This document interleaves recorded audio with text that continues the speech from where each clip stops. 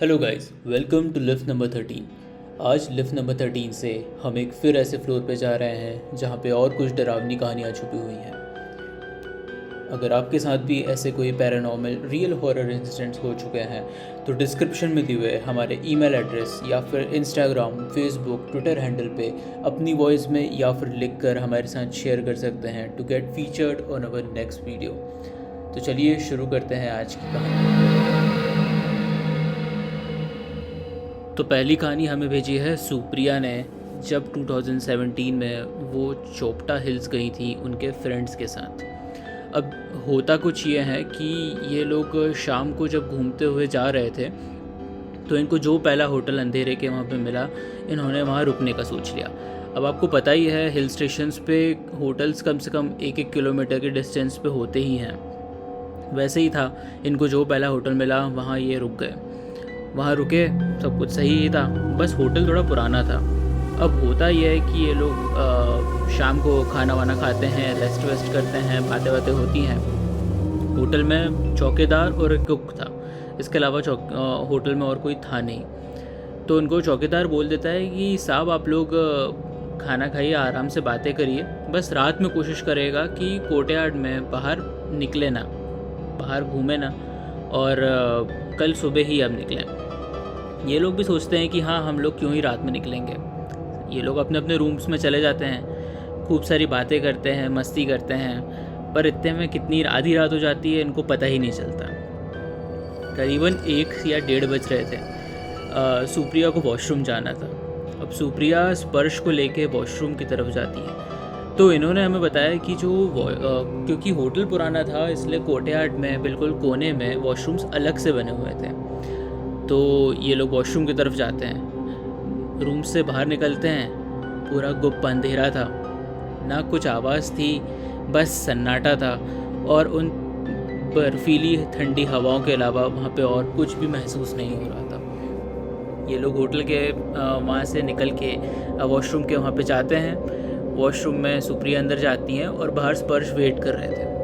अब स्पर्श ऐसा बताते हैं कि वहाँ पे इतना अंधेरा था कि उनको सच में कुछ भी नहीं दिख रहा था, और उसी टाइम उनको ऐसा फील होता है कि किसी ने उनके कंधे पे टैप करा। वो एकदम से चौंक के पीछे देखते हैं तो पीछे उनको कोई दिखता नहीं है। तो वो बोलते हैं कि सुप्रिया। तो सुप्रिया अंदर से वॉशरूम से बोलती हैं कि हाँ, मैं आ रही। अब ये सुनते हैं तो स्पर्श थोड़े चौकन्ने हो जाते हैं और उनको लगता है कि आधी रात में क्या हो रहा है। खैर, वो वेट कर ही रहे थे कि कुछ ही डिस्टेंस पे उनको एक आदमी और एक उनके साथ खड़ा हुआ, उनका हाथ पकड़ा हुआ बच्चा दिखता है, जो कि बिना पल के झपकाए सिर्फ और सिर्फ स्पर्श की तरफ देख रहे थे। स्पर्श को देख के एकदम से लगा कि आधी रात में एकदम से ये दोनों मेरे सामने क्या ही कर रहे हैं और क्यों कर रहे हैं, क्यों खड़े हुए हैं। स्पर्श ये सोच ही रहे थे कि थोड़ी देर में पीछे से सुप्रिया बाहर निकलती है। स्पर्श उनकी तरफ देखते हैं तो उस टाइम वो दोनों वहाँ पर थे नहीं। अब स्पर्श को एकदम से अजीब लगा, पर वो इतनी रात थी तो सुप्रिया का हाथ पकड़ के वो रूम में वापस चले गए। ये बात का डिस्कशन उन्होंने किसी से नहीं करना चाहा। उनको लगा कि मैं बताऊंगा तो फालतू में ये लोग डर जाएंगे, और उनको ये भी लगा होगा कि हो सकता है आसपास के कोई आदमी हो, ये सब हो, पर इतनी रात में। खैर, दूसरे दिन होती है, ब्रेकफास्ट होता है। ब्रेकफास्ट के बाद ये जो स्पर्श थे ये जाते हैं चौकीदार के पास और चौकीदार से बोलते हैं कि आपने तो बोला था कि रात में कोई निकलना मत या निकलना नहीं, तो फिर रात में वो बाप बेटे क्यों खड़े हुए थे। तो चौकीदार बोलता है कि कौन बाप बेटे खड़े हुए थे। तो उनने बताया कि मैं रात में हम लोग वॉशरूम के लिए गए थे, तो वहाँ पे मेरे सामने ही कुछ ही दूर पे एक आदमी और उसके हाथ पकड़ा हुआ उसका छोटा बच्चा खड़ा हुआ था। चौकीदार बोलता है कि साहब, इतनी रात में कोई क्यों ही खड़ा रहेगा, आप सोचो, मैंने कुछ ही कारण से ही आपको बोला था कि रात में नहीं निकलना बाहर, और यहाँ पे दूर दूर तक यहाँ पे कहीं बस्तियाँ नहीं हैं कि यहाँ पे लोग रहते हों, ये सिर्फ होटल्स हैं यहाँ पे। ये सुनने पे स्पर्श को बहुत अजीब लगता है। खैर, वो बोलते हैं कि ये से बात भी टल जाती है।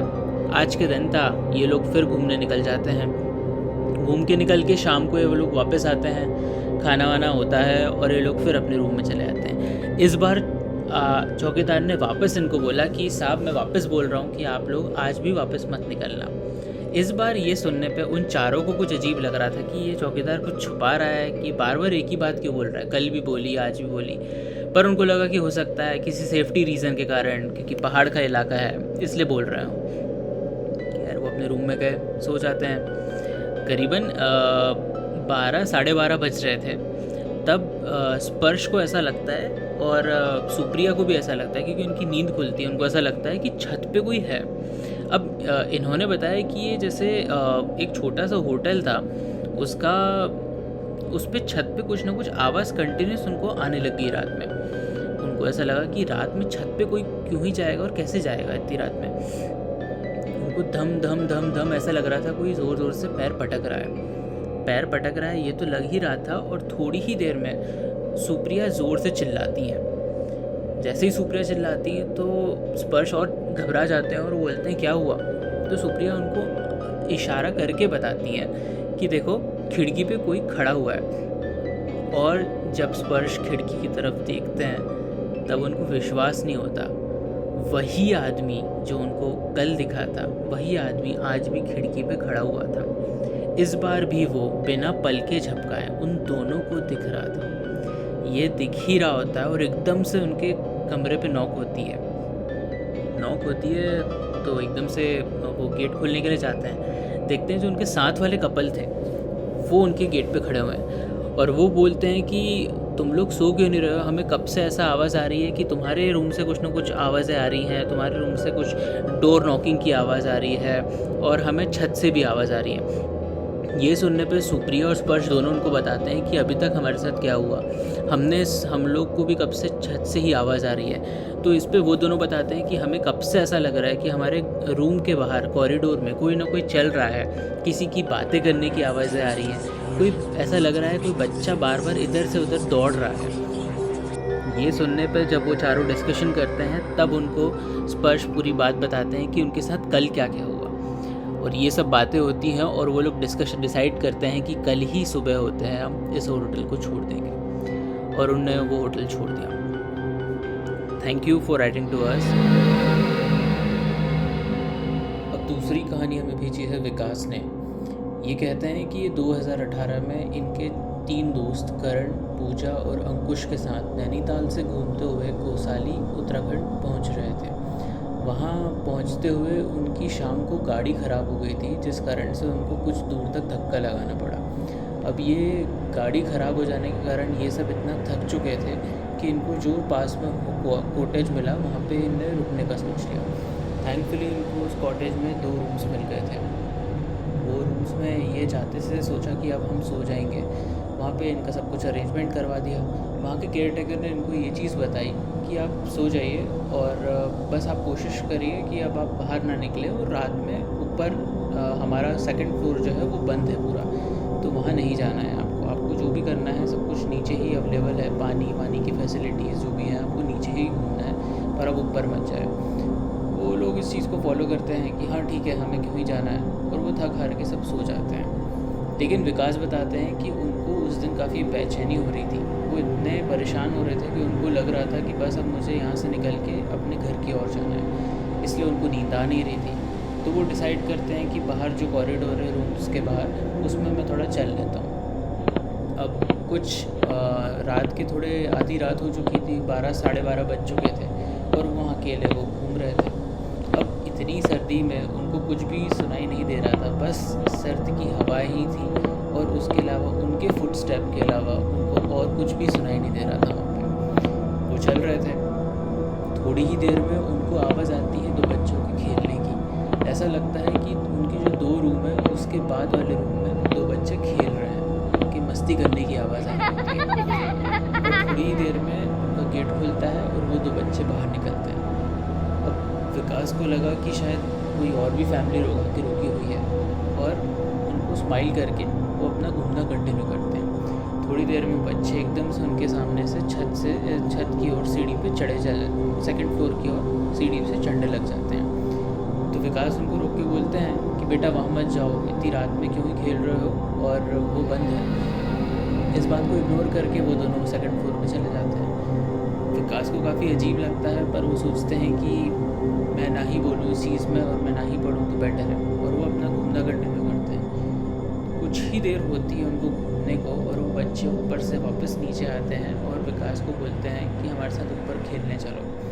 विकास को काफ़ी अजीब लगता है, पर उनको लगता है कि अब ये दोनों सेकंड फ्लोर पे थे तो नींद तो वैसे भी नहीं आ रही है, चलो थोड़ा टाइम पास कर ही लेता हूँ। हाथ पकड़ के वो दोनों इनको सेकंड फ्लोर की ओर ले जाते हैं। वहाँ पे एक रूम रहता है, उस रूम में ले जाते हैं। अब रूम, जैसे कि उनने केयर टेकर ने बताया था कि ऊपर का कुछ मेंटेनेंस है नहीं, रूम्स पूरे बंद हैं और वहाँ पे धूल धक्कड़ के अलावा कुछ नहीं मिलेगा। बस स्ट्रेंजली ये बात होती है कि उस रूम में जैसे ही विकास जाते हैं उन दोनों बच्चों के साथ, तो वो रूम नीचे के रूम से भी ज़्यादा सुंदर रूम था। उसमें सब कुछ सजा हुआ था, बेड बहुत अच्छे थे, वहाँ के मैट्रेस बहुत अच्छी थी, वहाँ के वार्डरोब्स बहुत अच्छे थे, सब कुछ ज़्यादा ही लाइवली लग रहा था। नीचे से ऐसा लग रहा था कि बहुत ही अच्छे से सजा कर रखा हुआ है। अब विकास को ये बात खटकी, पर उनको लगा कि ठीक है, किसी कारण से उस केयर टेकर ने हमें मना कर दिया होगा बहाने से, पर ये तो काफ़ी अच्छा दिख रहा है। अब वो थोड़ी देर ये सब देख ही रहे थे कि उस रूम से जुड़े हुए ड्रेसिंग रूम में उन बच्चों की माँ दिखती है अपोजिट डायरेक्शन में, जो कि अपने बेटी के बाल कोम कर रही थी। अब विकास को लगता है अरे मैं इनकी फैमिली की गैदरिंग में क्यों आ गया हूँ, उनको अजीब लग रहा है और वो जा ही रहे होते हैं। और उनकी जाते जाते वो बताते हैं कि साइड लुक से उनकी मदर की तरफ देख रहे होते हैं और उनकी मदर जो है वो एकदम से पीछे पलटती है उनकी तरफ, और उनकी भयानक शक्ल जो रहती है पूरी जली होती है, और वो उस जली हुई शक्ल में इनकी तरफ देख के हंस रही थी। और वो इतनी वाइडली हंस रही थी कि इनको देख के इतना डर लगता है कि ये भाग के नीचे जाते हैं और अपने रूम में बंद करके सो जाते हैं। अब रात जैसे तैसे काटते हैं और सुबह अपने दोस्तों को बोलते हैं कि फ़ौरन यहाँ से निकलो, यहाँ मुझे एक पल नहीं रुकना है। वैसा ही होता है, वो लोग निकलने के लिए जा ही रहे होते हैं। बाकी उनसे केयर टेकर से ये सब बातें जब होती रहती है तो ये लोग केयर टेकर को बताते हैं कि विकास के साथ ऐसा ऐसा रात में हुआ है। तो केयर टेकर बोलता है कि मैंने आपको किसी कारण से ही ऊपर जाने को मना करा था। यहाँ पे एक्चुअली कुछ साल पहले ही एक फैमिली आई थी और वो पूरी फैमिली के सहित वो ऊपर जल चुके थे, और आज भी वो ऊपर का मेंटेनेंस हम इसलिए नहीं करते हैं क्योंकि वहाँ पे अभी भी उन लोग का वास है और हम उसमें जाने से अभी भी हर कोई डरता है। वो तो ये अच्छी बात है कि उनने आपके साथ कुछ करा नहीं, एक प्रेजेंस दिखाना था, वो हो गई है। और यही सोच के वो लोग अपना सफ़र जारी करते हैं और उस कॉटेज को छोड़ देते हैं। Thank you for sharing. तो ये थे 2 रियल हॉरर इंसिडेंट्स जो कि हमारे साथ शेयर हो चुके हैं। अगर आपके साथ भी ऐसे कोई रियल पैरानॉर्मल हॉरर इंसिडेंट्स हो चुके हैं तो आप डिस्क्रिप्शन में दिए हुए हमारे ईमेल एड्रेस या फिर इंस्टाग्राम, फेसबुक, ट्विटर हैंडल पे अपनी वॉइस में या फिर लिखकर हमारे साथ शेयर कर सकते हैं to get featured on our next video. So let's stay tuned for part 2 and please like, subscribe and share this video